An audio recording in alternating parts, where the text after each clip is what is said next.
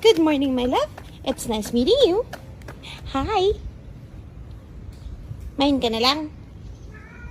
Main.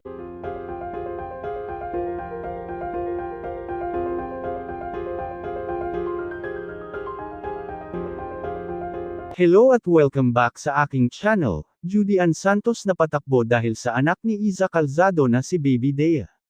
Sa Instagram story ni Judy Ann Santos ipinakita niya ang nakakatuwa na ganap kung saan pansin na kasama niya ang mag-inang sina Iza Calzado at Baby Dea.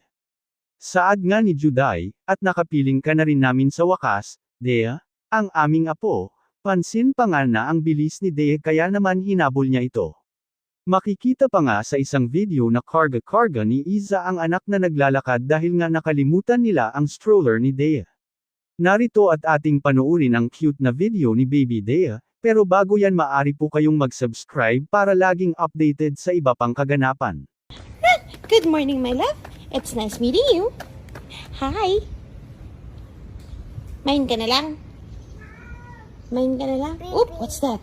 Baby. Oh, it's not a baby. What's that? Baby. Hindi yung baby. Hindi yung baby. Pusa yun. Ano yun? Ano yun?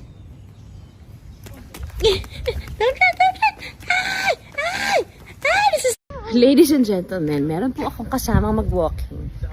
Pero nakalimutan niya yung stroller niya. So ngayon, nag-walking siya ng may weights. Ayan siya. The best. The best. Ano yung weights? Say hi. Hi, weights! Galit-galit siya. Wala siya sa mood. Huwag na pero kay kailaman yung trip niya.